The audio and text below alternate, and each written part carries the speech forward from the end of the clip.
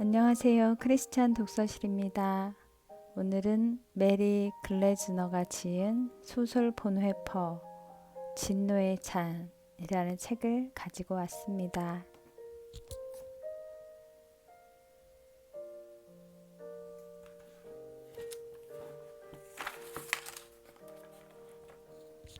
프롤로그.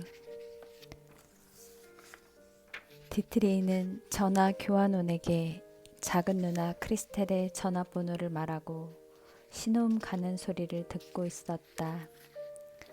따르릉 따르릉 따르릉 따르릉. 이상하다. 오후 1시 반이면 작은 누나가 점심 식사할 시간인데 지금 1시 35분. 전화벨이 이 정도 울리면 받아야 하는데 왜 받지 않지? 디트리는 손에 꽉 움켜쥐고 있던 징집 영장을 찬찬히 살펴보았다. 히틀러가 군사정보국을 포함하여 국가 공무원들까지 전선에 대포알로 소집하기로 결정한 것이다. 이 일로 매형과 급히 통화해야 했다. 마침내 딸칵 하고 수화기 집어드는 소리가 들려왔다. 그런데 뒤이어 들려온 것은 누나의 목소리가 아니라 낯선 남자의 거칠고 딱딱한 목소리였다. 도나니 씨 댁이요. 아플싸. 기어이 일이 터졌구나. 게슈타포가 매형 한스 폰 도나니를 체포하고 집안을 수색하는 것에 틀림없다. 그렇다면 다음은 분명 내 차례다. 디트리는 꼼짝할 수가 없었다. 부모님들은 이제 막 낮잠에 빠져들고 있었다. 부모님에게 이 사실을 알려야 할까? 안 돼. 절대로 안 돼. 디트리는 수화기를 내려놓고 3층 자기 방으로 올라갔다. 물론 전혀 예상하지 못한 일은 아니었다. 카나리스 제독이 혹시 체포될지도 모르니 조심하라고 한 달 내내 주의를 주지 않았던가. 친위대장 하인리 히물러와 정보국장 카나리스 제독 사이에 보이지 않는 긴장은 갈수록 커지고 있었다. 히물러는 정보국에서 카나리스를 제거하고 군사 정보 업무를 자기 수하의 비밀 경찰들에게 맡기기 위해 결정적인 혐의거리를 캐내려고 혈안이 돼 있었다. 1938년 군사 정보 업무를 맡게 된 제독은 자기 영역에 히물러가 관여하는 것을 철저히 배제했다. 하지만 히틀러 암살 음모가 2번이나 발각되면서 히물러는 그것을 빌미 삼아 철저한 보안이라는 명목으로 군사 정보 영역까지 세력을 확장시키려고 길을 썼다. 디트리의 뇌리에는 지난날에 일어난 몇 건의 놀라운 사건들이 빠르게 스쳐갔다. 1943년 3월 슐라브렌도르프 대위가 히틀러의 전용 비행기에 폭탄을 장치했다. 한데 어찌된 영문인지 폭탄은 점화되지 않았다. 그리고 2주 전 전쟁 영웅 추모일에 프라이헤어 폰 게레스도르프 장군이 베를린의 한 박람회장에서 히틀러를 만났다. 장군의 외투 안주머니에는 폭탄이 2개 들어있었다. 게레스도르프 장군은 전리품 전시회에서 히틀러를 안내하는 일을 맡았다. 작년부터 히틀러 신변 보안 경비가 2배로 강화되었기에 적절한 시간을 맞추는 것이 문제였다. 장군은 이미 도화선을 조종해 놓은 상태였고 히틀러를 자기 가까이 멈춰 서 있게 하기 위해 그의 흥미를 끌어야 했다. 그런데 평소 전시물에 특별한 관심을 보이던 히틀러가 그날은 눈길 한번 주지 않고 서둘러 박람회장을 나가버렸다. 두 차례의 거사는 비록 성공치 못했지만 두 장교는 폭탄 테러 시도를 아무도 눈치채지 못했다고 장담하였다. 디트리히는 책상에 놓여 있는 것들을 서둘러 정리하기 시작했다. 시간은 충분해. 시간은 충분해. 같은 말을 되뇌면서 마음을 진정시키려고 했다. 게다가 사크로우에 있는 작은 누나네 집에서 여기까지 오려면 적어도 30분은 걸릴 것이다. 책상과 책장을 꼼꼼히 살펴보았다. 꼬리가 잡힐 만한 걸 하나라도 남겨두어서는 안 된다. 몇 주 전부터 혐의가 잡힐 만한 문서들을 따로 모아두었던 터라 그 서류철부터 챙겼다. 그러고는 현재 집필 중인 윤리학 원고를 책상 위에 올려놓았다. 그 원고라면 디트리히가 조국을 위해 일하는 젊은 루터교 목사라는 인상을 주기에 충분했다. 지난번 스위스 여행을 다녀온 뒤 정보국에 작성해서 낸 위조 보고서 복사본과 위조 편지도 꺼내놓았다. 표면상으로는 정보국의 민간 요원으로 스위스에 갔지만 사실은 연합군들과 접촉하기 위해서였다. 얼마 전 게슈타포의 수상한 움직임을 눈치챈 디트리히와 매형 한스는 위조 편지를 작성했다. 봉투에는 보내는 사람 디트리히 본웨퍼, 받는 사람 한스 폰 도나니, 수신 날짜는 1940년 11월 6일로 적었다. 편지 내용은 아주 찰막했다. 에큐메니컬 지도자들과 친밀한 본인의 관계가 독일 정보국 업무에 도움이 되었으면 합니다. 서랍에는 매형과 가장 친한 친구 에버하르트 베트게 그리고 저항운동을 하는 몇몇 동지들을 위해 성탄 선물로 쓴 10년 후라는 에세이가 들어있었다. 디트리히는 그 원고를 꺼내 지붕 기와와 석가래 사이사이에 숨겼다. 비밀 경찰들이 찾아낼 만한 게 또 뭐가 있지? 초센에 있는 저항일지. 안 돼. 초센의 저항일지가 발각된다면 저항운동 전모가 훤하게 드러나고 관련자들은 교수형을 면하지 못할 거야. 제발 그것만은. 마지막으로 한 번 더 방을 점검한 뒤 위험한 서류들을 정원에서 태운 뒤 쟤는 땅에 묻었다. 그 정도면 완벽했다. 디트리히는 바로 옆에 사는 큰 누나 우르줄라 슐라이어의 집으로 태연스럽게 가서 따뜻한 점심 식사를 했다. 오후 4시 무렵 식사가 막 끝났는데 아버지 칼 보네퍼 박사가 디트리히를 찾으러 왔다. 얘야, 지금 네 방에 사법경찰 2사람이 와 있다. 너와 할 이야기가 있다는구나. 놀라지 마세요, 아버지. 디트리히는 크리스텔 누나 집에 전화했다가 낯선 남자가 전화를 받기에 아무래도 심상치 않아 방을 모두 정리했다고 말씀드렸다. 그렇다면 너를 체포하러 온 거냐? 걱정하던 일이 급기야 벌어졌구나.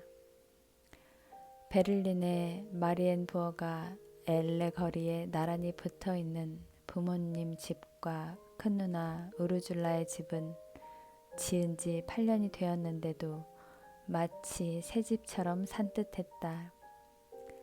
집 근처에는 연합군의 폭격도 아직 없었다.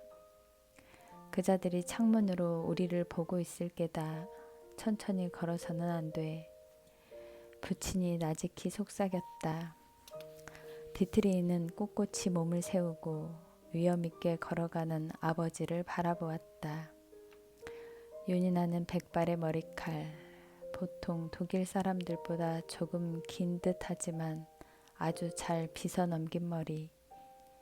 아들보다는 조금 작았으나 의젓하고 위풍당당한 걸음걸이는 누구도 그의 나이가 75세라고 짐작할 수 없게 했다. 네가 잡혀간 뒤 어떻게 연락할지 생각해봤다. 책이 좋을 것 같다. 그건 금지하지 않을 거야. 오른쪽 페이지마다 맨 뒤에 있는 단어 아래 점을 눈여겨보거라.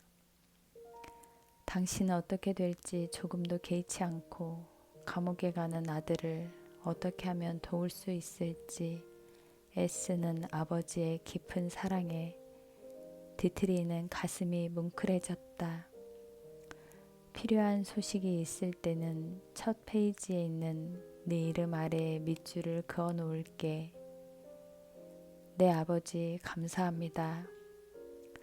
집에 도착하니 어머니가 걱정스러운 얼굴로 기다리고 있었다. 디트리는 어머니의 손을 잡았다. 어머니 걱정 마세요.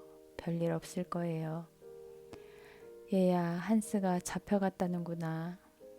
어머니의 입술이 가늘게 떨리고 있었다.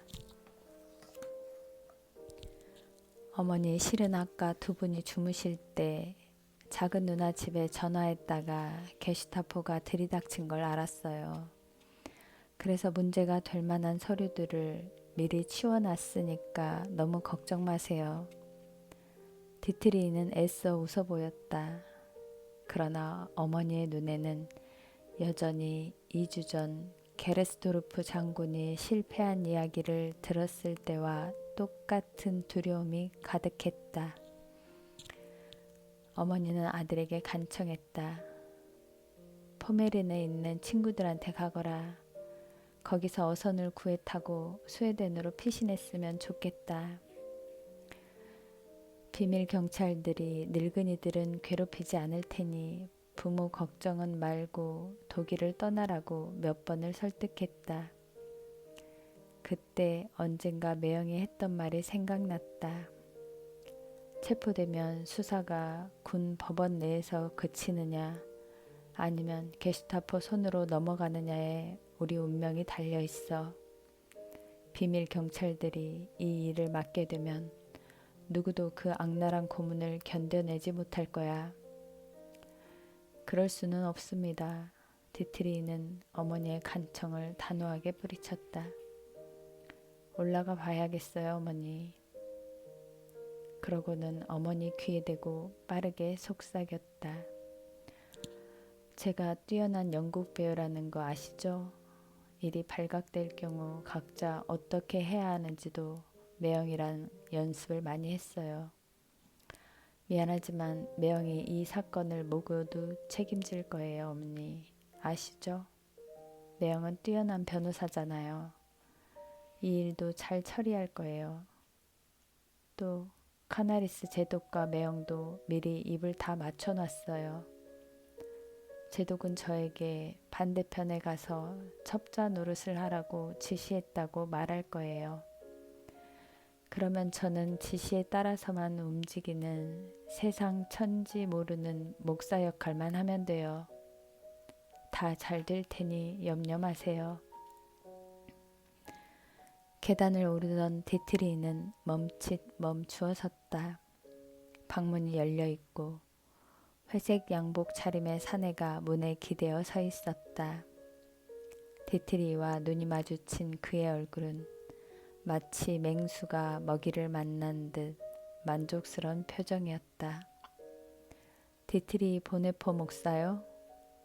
네, 그렇습니다만 나는 육군 최고 군사법원의 만프레드 레더 검사요. 그리고 이 친구는 게슈타포의 존 더레거 형사요. 우리가 찾아온 이유는 알고 있겠죠? 무슨 말을 하는지. 디트리는 냉정을 되찾고 나직나직이 말하려고 애를 썼으나 게슈타포라는 말에 망치로 머리를 얻어맞은 것처럼 아찔했다. 아, 모르시겠다. 그럼 곧 보여드리지요. 레더가 이를 드러내며 조서를 흘렸다.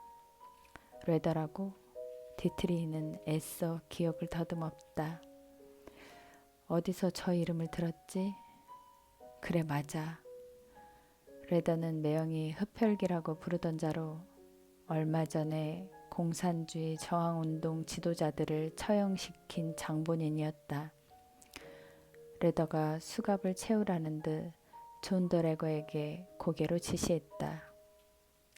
꼭 이래야 합니까? 연로하신 부모님께 심려를 끼치고 싶지 않습니다. 도망칠 생각이었다면 벌써 그렇게 했을 거요. 순순히 따를 테니 이러지 맙시다. 말이 많군 보네퍼씨. 우리는 할 일을 할 뿐이요. 존 더래거가 디트리의 손에 수갑을 채웠다. 그때 언뜻 눈이 마주쳤는데 존 더래거의 검고 움푹 파인 눈은 승리감에 번뜩였다. 레더가 디트리에게 의자를 내밀었다. 앉으시오. 일을 이 자리에서 끝낼 수 있기를 바라오. 그러더니 디트리의 방을 다시 수색하기 시작했다. 레더가 서랍 하나를 빼서 책상에 올려놓더니 서류를 한 뭉치 꺼냈다. 서류를 천천히 살피더니 뭔가 발견한 듯 그중 하나를 집어들었다. 소름 끼치는 눈길로 디트리를 쳐다보더니 다시 서류로 시선을 옮겨 읽기 시작했다. 디트리는 심장이 타들어가는 것만 같았다. 설마 중요한 문서를 빠뜨린 건가? 다행히 레더는 반쯤 읽더니 서류를 내던지고는 침을 퇴 뱉었다. 그러고는 날카로운 목소리로 한마디 했다. 서류들을 숨겨놓았다는 걸 알고 있어. 반드시 찾아내고 말 거요. 한 권도 빠뜨리지 마시오. 서재에 꽂혀있는 책을 살피던 존 더래거를 다그쳤다. 존 더래거는 책 검열을 끝내고 옷장으로 갔다. 재킷 주머니, 신발 안, 모자 안쪽까지 뒤졌다. 그리고 지붕 기둥에까지 손을 뻗쳤다. 디트리는 고개를 돌렸다. 더 이상 보고 있을 수가 없었다. 지붕 석가래에 숨긴 에세이에 어떤 내용을 썼지? 나치 제국에 저항하는 내용이 뚜렷하게 드러나지는 않았지만 문장과 문장 사이에 해놓은 수많은 메모. 레더같이 영악한 자는 분명히 알아챌 거야. 어느새 존 더래거는 기둥과 석가래 사이를 살피고 다녔다. 기어이 에세이를 숨긴 기둥까지 두드려 보았다. 디트리는 손으로 턱을 괸 채 불안감을 감추려고 애를 썼다. 별 진전 없이 시간만 흐르자 레더는 더 길길이 날뛰었다. 디트리 씨, 안심하지 마시오. 증거를 캐내는 데는 여러 방법들이 있소. 레더가 디트리에게 세면도구와 와이셔츠 한 벌, 속옷과 성경을 작은 가방에 챙겨 넣으라고 할 때는 이미 오후 6시가 다 되었다. 복도에 서 계신 부모님 얼굴에는 근심이 가득했다. 집안은 정적만이 감돌았다. 누구도 입을 열지 않았다. 디트리는 어머니가 두려움을 극복하고 비록 무언의 표정이지만 아들에게 사랑과 격려를 주기 위해 얼마나 애쓰는지 알 수 있었다. 어머니는 눈물 한 방울 보이지 않고 작별 키스를 따뜻하게 전했다. 디트리는 그것이 여리디 여린 어머니에게 얼마나 힘든 일인지 알았다. 또 당신의 감정을 언제나 잘 절제하던 아버지의 굳은 표정 속에 숨어있는 흔들리는 감정 역시 읽을 수 있었다. 검은색 메르세데스 자동차가 거칠게 출발했다. 디트리는 수갑에 채인 손을 들어 부모님을 향해 흔들었다. 레더가 직접 운전했다. 아돌프 히틀러 광장을 돌아서 상대편 차를 무시하며 거칠게 차를 몰았다. 소피 샬롯테 광장에서 북쪽으로 꺾어 들어가더니 다행스럽게도 프린츠 알브레이트 거리에 있는 게슈타포 본부를 지나쳤다. 레더가 존 도레거를 비밀 경찰이라고 소개한 뒤부터 내내 게슈타포 본부로 끌려가지 않을까 조마조마했다. 차는 디트리가 젊은 실업자들을 위해 만든 청년연맹을 그리고 10년 전에 나치 대원들이 부수었던 낡은 치즈가게를 지나갔다. 10년 전, 정말 10년 전 일인가? 그 사이 일어났던 일들이 주마등같이 스쳐가며 정말 10년에 이르는 세월이었던가 싶었다. 샬로텐부르크 궁을 돌아 테겔러 길을 지나 스프레강을 건넜다. 어디로 끌고 가는지 짐작이 갔다. 시내 북서쪽 외곽에 있는 테겔 육군 형무소. 전에 높고 두꺼운 붉은 기와장 담 뒤에 서 있는 삭막한 낡은 건물을 몇 번 지나친 적이 있었다. 수목이 띄엄띄엄 서 있는 지대를 지나 지금은 위장용 그물 아래 괴링에 전투기를 숨겨놓은 비행장이 된 옛 사격 연습장을 질주하더니 마침내 잘될 거리로 이르렀다. 오른쪽으로 거대한 보르지 철강 회사가 보였다. 그리고 몇 미터 떨어진 곳에 육중한 형무소 건물이 서 있었다. 형무소 입구로 들어서니 이미 땅거미가 내려앉아 바깥은 어두컴컴했다. 차는 거대한 철문 앞에서 잠깐 멈춰섰다. 철문이 열리자 좁은 길이 나타났다. 차가 빠져나가자 마치 장례식 마지막에 울리는 종소리인 양 철문이 철커덩 닫혔다. 레더는 차를 두 개의 직사각형 건물 사이에 세웠다. 기다리고 있었던 듯 직원 한 명이 나오더니 레더가 차창을 통해 건네주는 서류들을 넘겨받았다. 곧장 오락부락하게 생긴 간수들이 오더니 디트리를 차에서 거칠게 끌어냈다. 납작한 건물 안으로 데려가서는 몸을 수색하기 시작했다. 모욕감에서 자신을 지키고자 디트리는 눈을 지그시 감았다. 시계와 지갑, 주머니에 들어있는 몇 푼의 돈을 압수당했다. 지문도 채취했다. 간수 한 명이 매우 지겨운 듯 느릿느릿한 걸음으로 다가오더니 디트리를 검은 휘장 안에 세우고 조명등을 켠 뒤 구식 사진기로 사진을 찍었다. 그 가방은 이리 내놔. 한 간수가 버럭 소리를 질렀다. 압수할 거면서 왜 가지고 오라고 했습니까? 디트리가 항의했다. 곧 돌려줄 거야. 간수장이 끼어들었다. 좁은 복도로 걸어가는 동안 앞서가는 간수 둘이서 이야기를 주고받았다. 몇 호실이야? 6호실. 저놈이 마지막이야? 모르지. 철장으로 된 차단기를 지나 양쪽이 철문으로 이어진 긴 복도 중간쯤에 이르렀다. 들어가 이 돼지 같은 놈아. 감방으로 확 밀쳐 넣었다. 그 바람에 넘어졌는데 몸을 채 가누기도 전에 육중한 철문은 닫혀 있었다. 이어 등 뒤에서 철컥하고 열쇠 잠그는 소리가 들려왔다. 멀어지는 발자국 소리. 그러고는 아무 소리도 나지 않았다. 디트리는 아무 소용없는 분노에 휩싸여 뚫어져라 문을 응시했다. 컴컴한 감방에는 불 켜는 스위치도 없었다. 천장 가까이 난 좁은 창 틈으로 푸르스름한 빛이 들어왔다. 창살 그림자가 떨어지는 곳에는 간이 침대가 있었다. 맞은편에는 다리가 짧은 의자가 있고 그 옆에 오줌 냄새 지독한 통 하나가 덩그러니 놓여 있었다.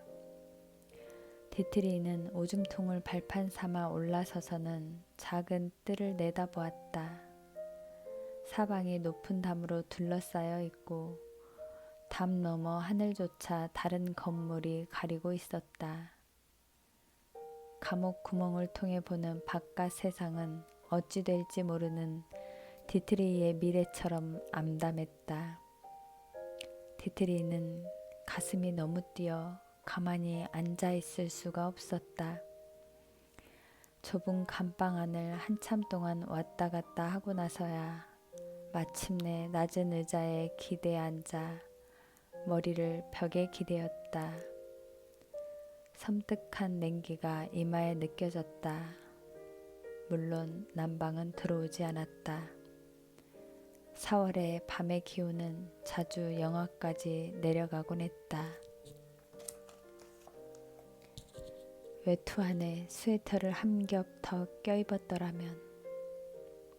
그러나 누가 이런 갑작스런 상황에 감방에 스팀이 들어오지 않으리라는 것까지 생각했겠는가. 좁은 침대 위에 놓인 이불을 쳐다보았다. 떼자국이 반지르르 했지만 추위를 견딜 수 없었다. 어깨 위를 덮으려다 역한 냄새에 그만 구토증이 일었다. 디트리는 침대 한 구석에 쪼그리고 앉아 무릎을 두 팔로 끌어안았다. 오랫동안 그냥 그렇게 앉아 있었다. 어둠과 추위 속에서 살아 움직이는 건 청각뿐이었다. 옆 감방에서 죄수들의 거친 말들이 간간히 들려왔고 발로 바닥 긁는 소리, 간이 침대가 삐걱거리는 소리, 수갑에서 나는 듯한 쇳소리도 있었다. 그때 멀리서 철문 열리는 소리가 나더니 이어 복도를 텅텅거리며 발을 내딛는 소리가 들렸다. 잠시 조용해지더니 열쇠를 찾는 소리가 들리고 철문이 열리고 닫혔다. 발걸음이 점점 가까워지는가 싶더니 디트리의 감방 앞에 멈춰섰다. 잠시 정적. 순간 디트리의 몸 전체 근육이 바짝 긴장했다. 하지만 발걸음은 아무런 말도 없이 다시 멀리로 사라졌다. 발걸음 소리는 들렸다가 사라지기를 몇 차례 반복했다. 간수들이 한 차례씩 감방을 순회하는 소리였다. 디트리는 자신을 돌아보며 스스로에게 질문을 던졌다. 벌써 이렇게 예민하게 반응한다면 나중에 정말로 신문하러 데리러 올 때 과연 견딜 수 있을까? 기도밖에 없다. 이런 상황을 예상하고 늘 준비해 오지 않았는가? 마르틴 니밀러 목사님 같은 분은 벌써 6년째 강제 수용소에 계시지 않은가? 밤이 깊어갈수록 극도의 긴장감은 조금씩 풀렸고 흥분된 감정들이 서서히 가라앉으면서 나치의 불의를 가만히 지켜만 보지 않은 자신의 행동이 뿌듯해지기 시작했다. 아돌프 히틀러가 권력을 장악한 이틀 뒤인 1933년 2월 1일 베를린 라디오 방송에서의 강연을 시작으로 디트레이의 저항운동은 마치 예정이라도 된 듯 착착 진행되었다. 디트레이는 베를린 대학 교수 생활에 상당히 만족했다. 제자들은 그의 강의에 매료되었고 그를 자랑스러워했다. 지도자의 원리라는 라디오 강연 주제는 이미 몇 주 전에 계획된 것이었고 히틀러가 권력을 장악하기 전에 초안이 잡혀 있었다. 그런데 절묘하게도 그 강연 주제는 당시 상황에 아주 잘 들어맞았다. 라디오 강연은 별 문제 없이 잘 진행되고 있었다. 그러나 지도자 자신과 지도자의 직위를 신성시함으로써 하나님을 모독하는 지도자에 대해 경고하는 내용에 이르자 방송이 갑자기 중단되었다. 영문을 알 수 없던 디트리는 그저 방송 기술상의 문제라고만 생각했다. 얼핏 공보장관 괴벨스가 벌써 방송 프로그램을 통제하고 있나 하는 생각도 스쳐 지났지만 기우이겠거니 접어버렸다. 간이 침대의 매트리스는 너무 얇았다. 피곤이 몰려오기 시작했다. 하지만 다리를 뻗으면 몸에 열을 모을 수 없어 너무 추운 터라 그 자세에서 최대한 편안히 앉아 있으려고 해보았다. 멀리서 희미한 종소리가 들렸다. 새벽 1시였다. 그 라디오 강연이 나치에 대항하는 투쟁의 출발이었다. 같은 달 말 나치는 디트리히가 젊은 실업자들을 위해 만든 청년연맹을 해산시켰다. 어느 날 밤 청년연맹 사무실에 모여 있는데 갑자기 괴성이 들려왔다. 디트리히와 연맹 회원들은 사무실 건물을 나와 소리가 난 길 아래로 뛰어내려갔다. 젊은이 하나가 머리에 피범벅이 된 채 길바닥에 쓰러져 있었다. 가까이 다가가 보니 연맹 회원이었다. 하얀 눈 위에 붉은 피가 더 선명했다. 그때 옆 건물 뒤편에서 연맹 회원 중에 한 사람인 랩케가 나타났다. 연맹에는 2명의 공산주의자가 있었는데 랩케는 그중 한 명이었다. 그의 얼굴에도 피가 흐르고 있었다. 나치 돌격대들이 우리를 때려 죽이려고 했어요. 랩케가 간신히 말을 뱉었다. 아직도 저쪽 길 끝 가로등 밑에 갈색 복장을 한 나치 돌격대원 5-6명이 서 있었다. 디트리히는 손수건으로 랩케의 뺨을 닦아주며 안정시키고 바닥에 쓰러져 있는 회원에게로 다가갔다. 머리의 상처는 흉측했다. 두개골이 파열된 듯 했다. 조심스레 맥박을 잡아보았지만 거의 잡히지 않았다. 디트리히는 외투를 벗어 그를 덮었다. 그를 옮겨서는 안 돼. 여기서 조용히 기다리고 있게. 내가 우리 아버지에게 연락하겠네. 아버지와 동료 의사들이 수술을 하는 동안 디트리히와 랩케는 병원 대기실에서 기다리고 있었다. 디트리히는 추위에 덜덜 떨며 무릎을 바싹 가슴에 붙였다. 그래, 이 모든 일이 그렇게 시작되었어. 두개골을 다친 회원은 다행히 수술 뒤 금세 회복되었다. 그런데 일주일쯤 지나 청년연맹이 또 습격을 당했다. 지난번 그 나치 돌격대원이었을까? 디트리히는 궁금했다. 그러나 문득 고개를 가로저었다. 도대체 그것이 왜 중요하단 말인가? 나치는 나치일 뿐이다.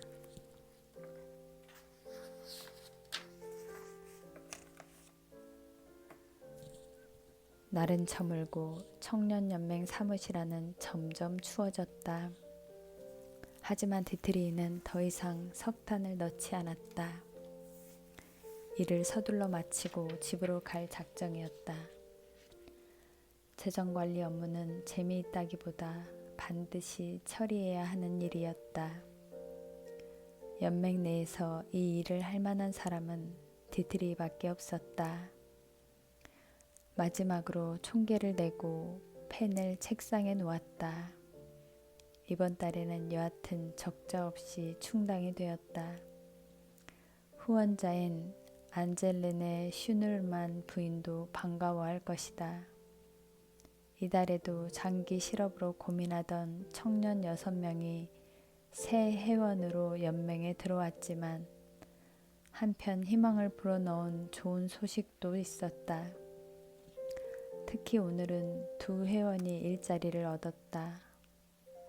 이렇게 해서 청년연맹이 지난 5달 동안 일자리를 마련해 준 사람들은 총 38명이 되었다.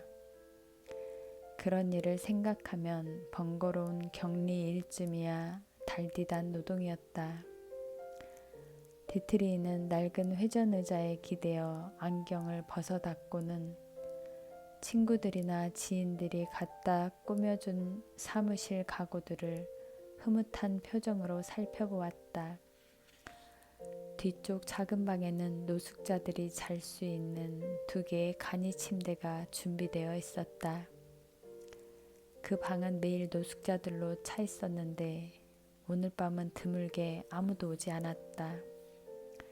오래된 부엌 시계를 보니 11시가 조금 넘어 있었다. 그때 전화가 울렸다.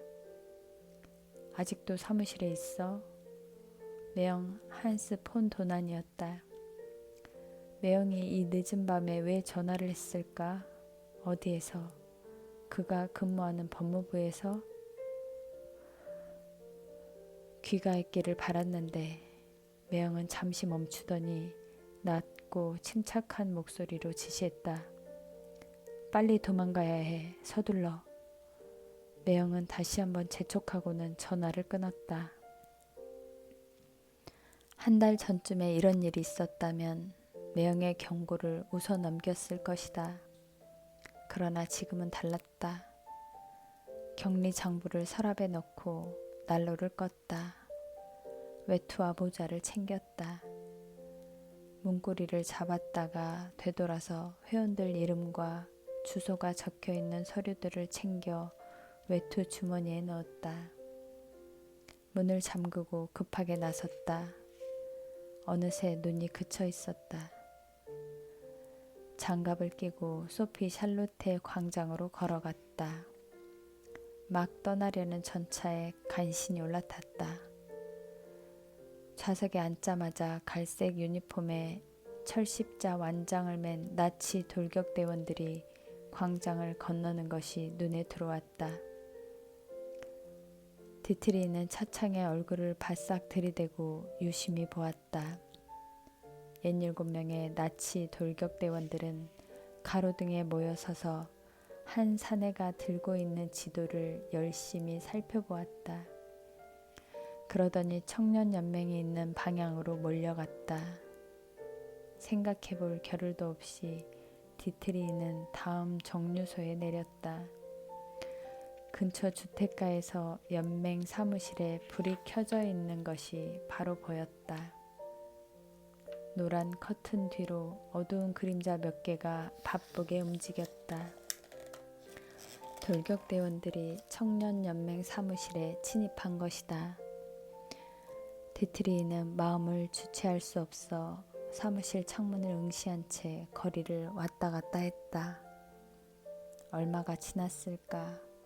갑자기 유리 깨지는 소리가 나더니 사무실 기물들이 길가로 던져졌다. 눈이 다시 내리기 시작했다. 당장 사무실로 올라가고 싶은 마음이 솟구쳤다. 하지만 상대는 돌격대원이 아닌가. 게다가 수가 67이나 되었다.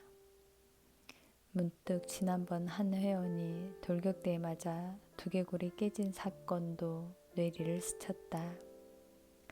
도움을 구하려고 주위를 살펴보았지만 아무도 없었다. 공중전화가 눈에 띄었다. 시선은 사무실 쪽으로 향한 채 수화기를 들어 경찰서 연결을 부탁했다. 경찰본부 바움게르텔 경장입니다. 디트리 보네퍼라고 합니다. 슐루스 거리 18번 2층에 침입 사건을 신고합니다. 서두르시면 범인들을 현장에서 잡을 수 있습니다. 주소를 다시 한번 하더니 말이 끊겼다. 속이 바짝 타들어가는 듯 했다. 한참 뒤에야 수화기 건너에서 다시 목소리가 들려왔는데 시간이 좀 걸리겠다며 경찰을 보내겠다고 했다. 많은 경찰을 투입해야 할 것 같습니다. 단독범이 아닙니다. 디트리는 재촉했다. 알아서 처리하겠소. 처음과는 달리 시큰둥한 목소리더니 먼저 전화를 끊어버렸다. 주머니 시계를 꺼내보니 11시 반이다. 넉넉 잡아도 5분 내로 경찰들이 도착할 것이다. 디트리는 발걸음을 돌려 레스토랑 검은 독수리 쪽으로 걸어갔다. 하지만 레스토랑은 이미 문을 닫은 뒤였다. 디트리는 추운 줄도 모르고 눈 위를 서성거리며 사무실 창문과 그 뒤에 움직이는 어두운 그림자들과 길 반대쪽을 번갈아 쳐다보았다. 경찰차들이 나타날 때가 이미 지났는데도 보이지 않았다. 5분, 10분, 15분. 갑자기 길 반대편에서 소란스러운 소리가 났다. 연맹 사무실 계단을 뛰어내려오는 돌격대원들 소리였다. 디트리는 꼼짝도 않고 그들이 길에서 사라질 때까지 주시했다. 그러고는 연맹 사무실로 달려갔다. 입구 문이 문틀에서 거의 빠져 있었다. 사무실 안은 완전히 아수라장이었다. 바닥에 흩어진 책 여기저기에 구둣발 자국이 나 있고 서류는 갈갈이 찢겨 책상이며 부서진 의자 뒤에 널려 있었다. 사방 벽에는 휘갈겨 쓴 빨갱이 새끼들이라는 글씨가 어지러웠다. 노숙자들의 쉼터로 삼던 뒷방까지 들쑤셔 놓았다.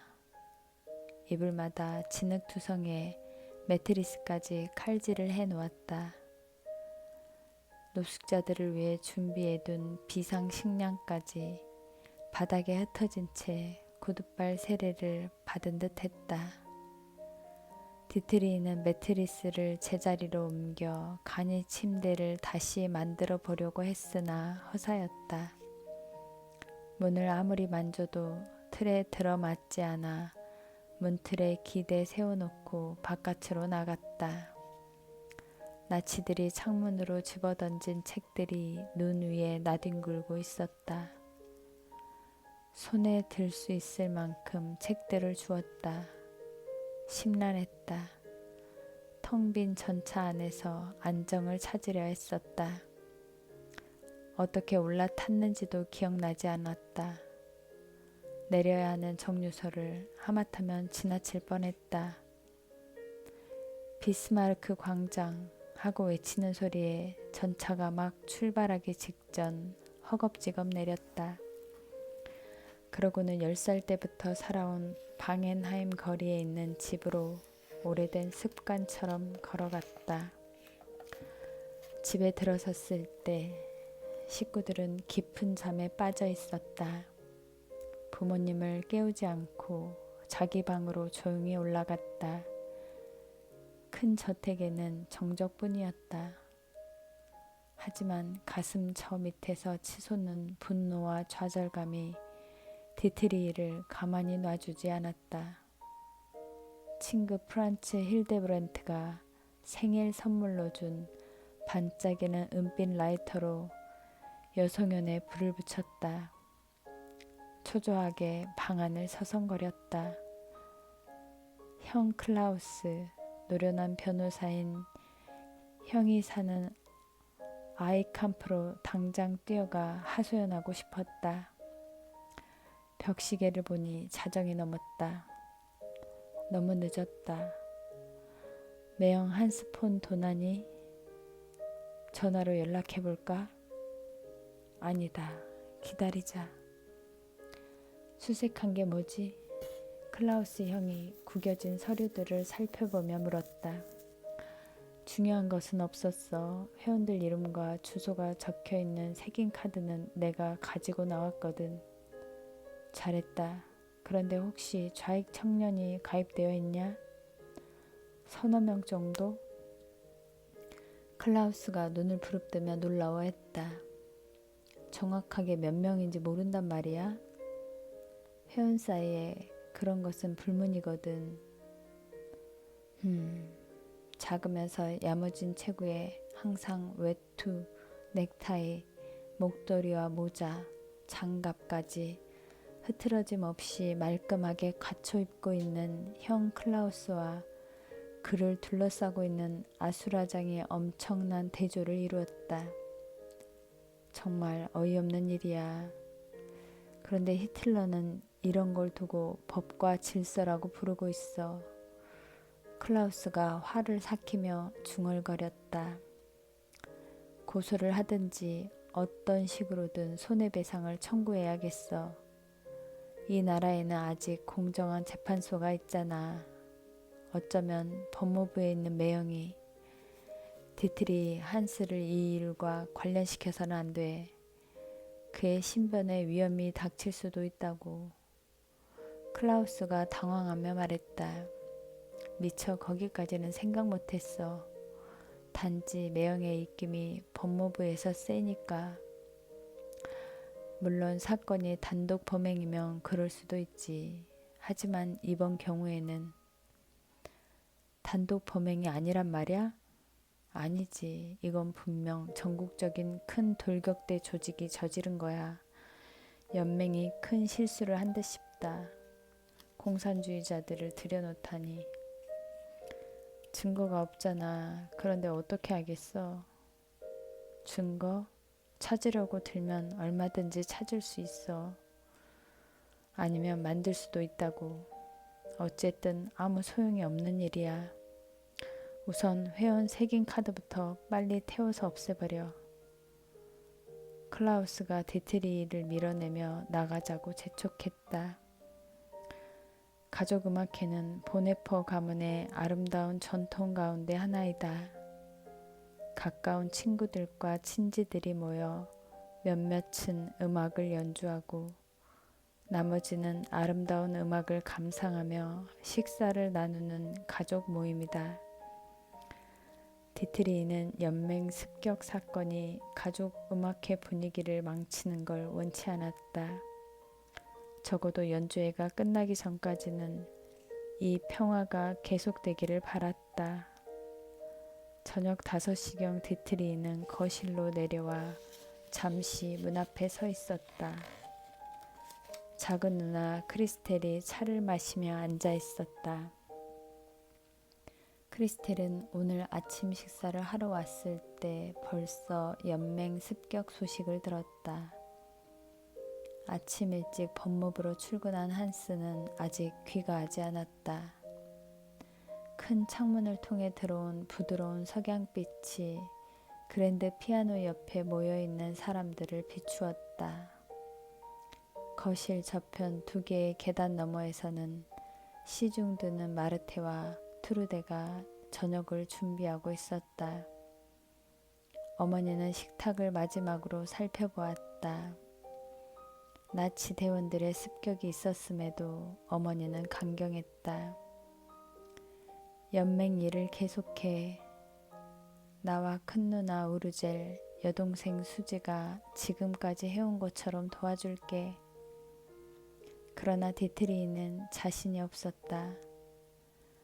나치 경찰들이 청년연맹이 한 유대인 부인의 후원으로 유지된다는 걸 밝혀낼 것이다.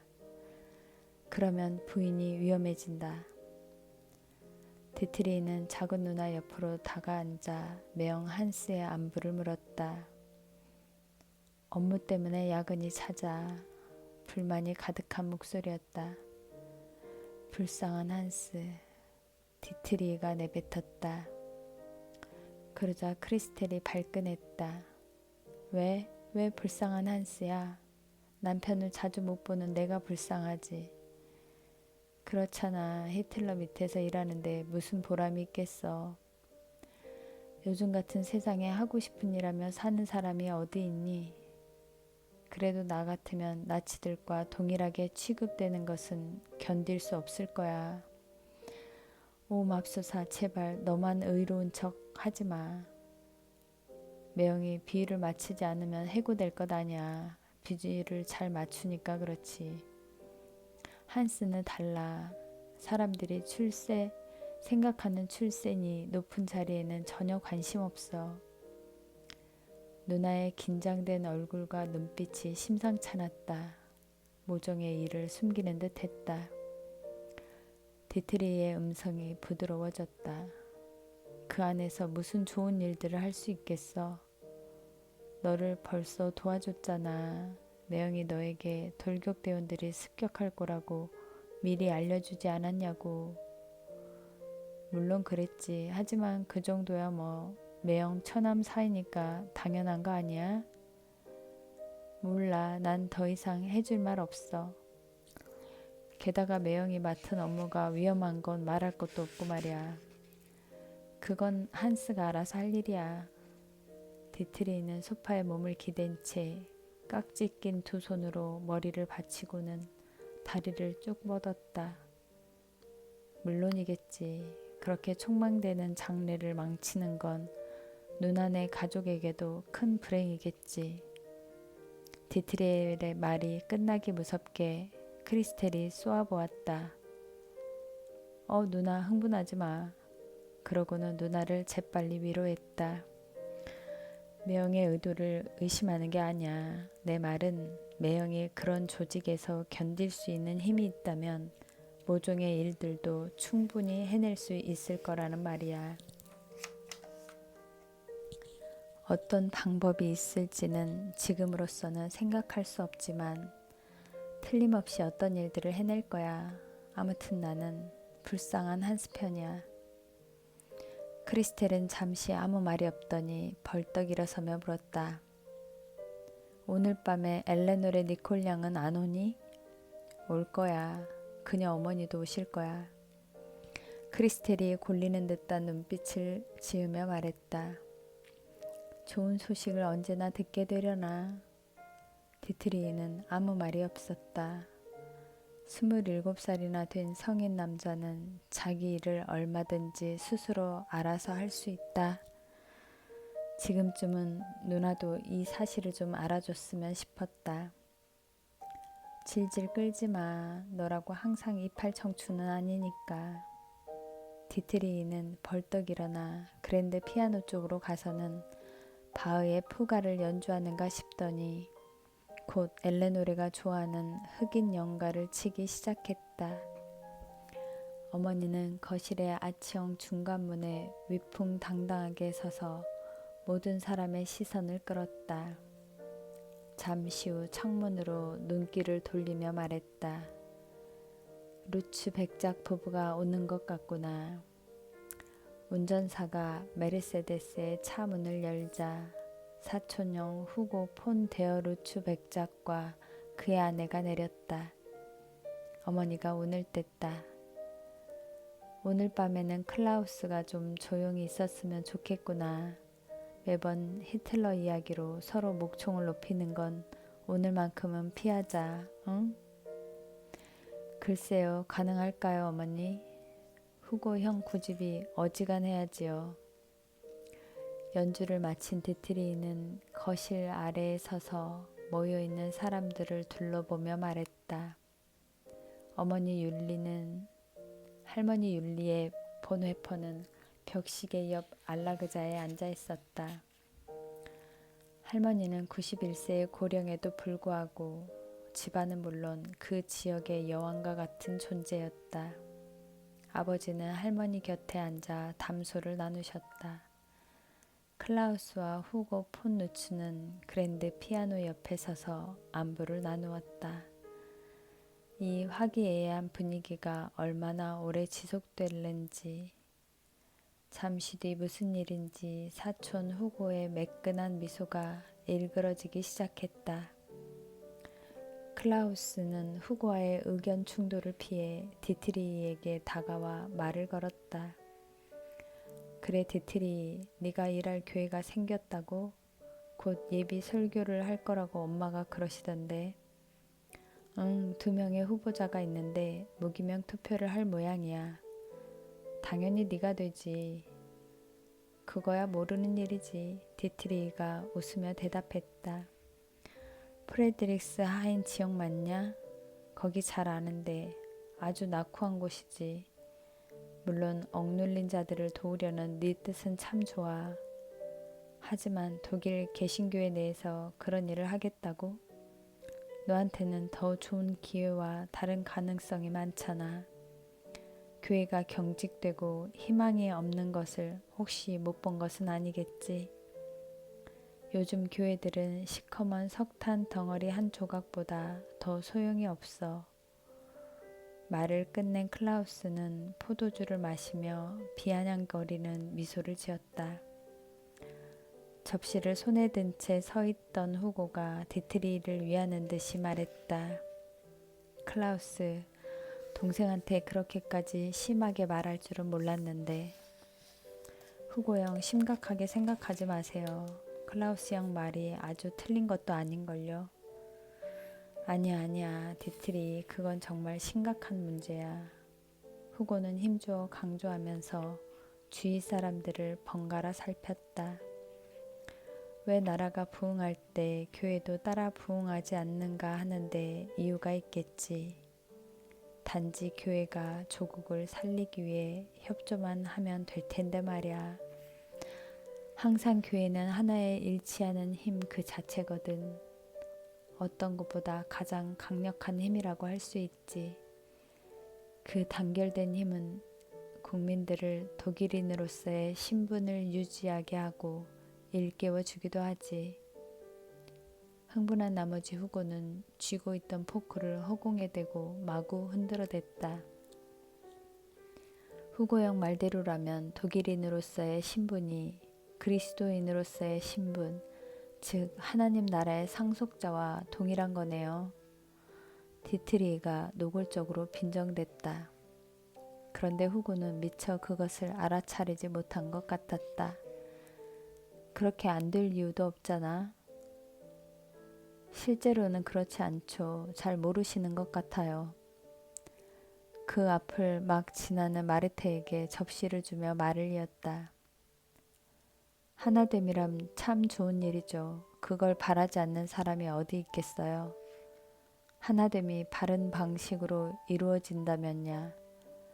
전쟁을 위한 것이 아니라 평화를 위한 하나됨이면 말입니다. 문제는 무엇을 위한 하나됨이냐 하는 거죠. 그렇지 않아도 원래 몸을 유난스레 꼿꼿하게 세우는 후거형이 큰 체구를 더 고추 세웠다. 전쟁이 걱정되나 보구나.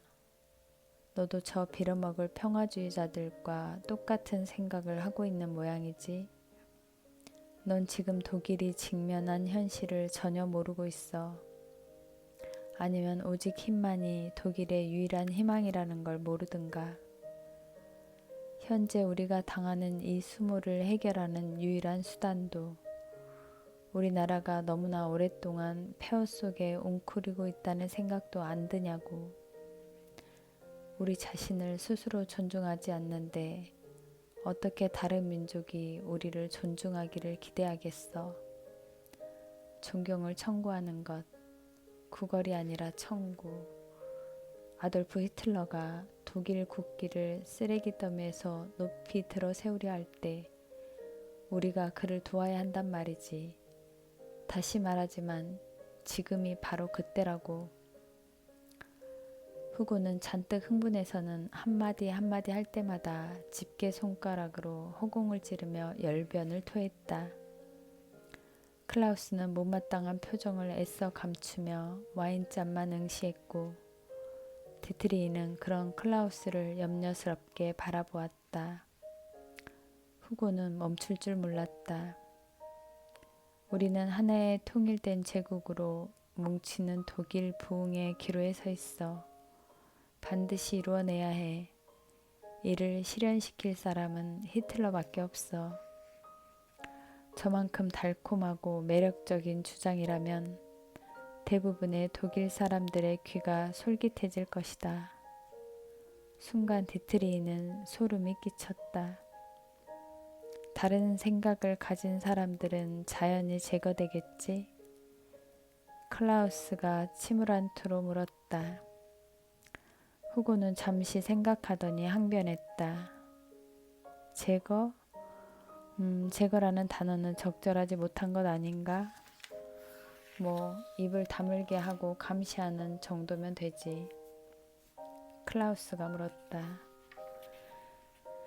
히틀러가 시민들의 자유를 억압하지 않으면서 어떻게 이 일을 할 수 있지? 언론의 자유, 강연의 자유 등 말이야.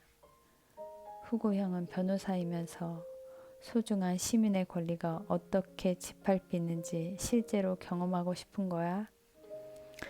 필요하다면 감수할 수밖에 없어. 지금 우리도 긴급 상황에 처해 있고 거기에 부합하는 대책들이 필요해. 예를 들자면 공산주의 신문 검열과 같은 통제 말이야. 그들의 거짓 선동에는 나도 이제 질려버렸다고.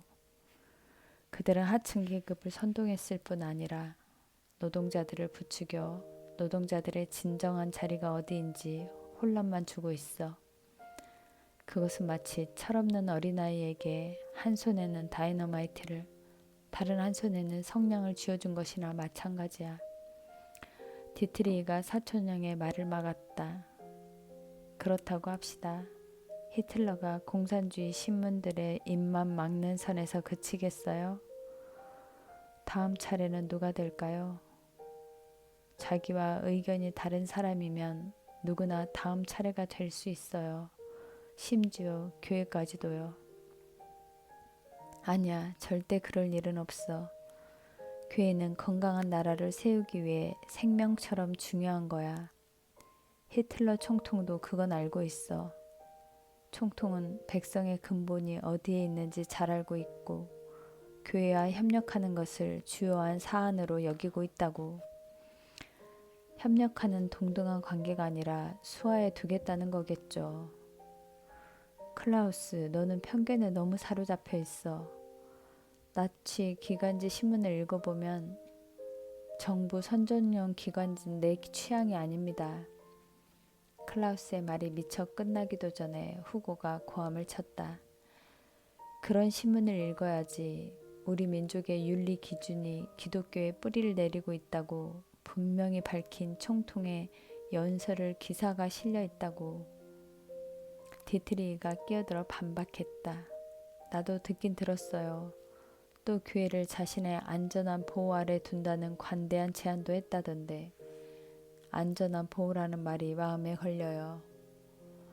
후고가 잔뜩 열을 올리며 언성을 높였다. 히틀러의 말이라면 우선 편견으로 대하고 자기 주장만 하고 너는 히틀러의 좋은 면은 아예 눈을 감고 보지 않으려고 하는구나. 갑자기 조용해졌다. 후고는 한층 더 날카로운 목소리로 말을 이었다. 히틀러도 훌륭한 일들을 하고 있어. 내가 두 눈으로 똑똑히 봤다고. 그런데 너는 비뚤어진 생각으로 아예 바로 보기를 거부하고 있어. 히틀러가 교회를 얼마나 중요하게 여기는지 보라고. 히틀러의 지시로 돌격부대 전 대원이 될 수 있는 대로 교회에 자주 참석해. 지난주에도 우리 교회에 엄청난 수의 돌격 대원들이 예배에 참석했단 말이야. 디트리히가 물었다. 바로 전날 밤 그들이 청년연맹 회원 몇 명을 피투성이로 만든 사건은 혹시 아나요? 후고의 하얀 옷깃에서 마치 붉은 피가 치솟아 오르는 것 같았다. 이제는 아주 소설을 쓰는구나. 너는 모든 소문을 그대로 믿냐? 사실입니다. 나는 의사들이 그중 한 명의 두개골을 수술하고 있는 동안 직접 다른 피해자 친구와 3시간을 함께 병원 대기실에 있었습니다. 나치 돌격대는 예고 없이 그들을 덮쳤고 또 지난밤에는 우리 청년연맹을 침입해 사무실을 박살냈어요. 내가 형이 다니는 교회 예배에 참석했던 나치의 경건함에 감동할 거라고는 기대하지 마세요. 후고는 자주 눈물이 나는 오른쪽 눈을 손수건으로 닦으며 놀랍게도 디트레일의 마지막 말을 받아들였다. 이해가 되는군. 모든 일에는 또 다른 측면들이 있으니까. 후고는 손수건을 천천히 접어 주머니에 집어넣었다. 나도 우연히 어제 시행된 수색 조치와 연루된 사안에 대해 들었지. 청년연맹에 공산주의자들이 있었다던데. 디트리가 입을 열려는 순간 아버지가 옆으로 다가오셨음을 알았다. 두개골이 파열된 공산주의 청년은 아직도 아버지 병원에 있었다. 너도 그런 내막은 전혀 모르고 있었지. 앞으로는 조심해야 할 거야. 후고가 타이르듯 말했다. 디트리는 뚫어져라 후고를 바라볼 뿐 아무 말도 하지 않았다.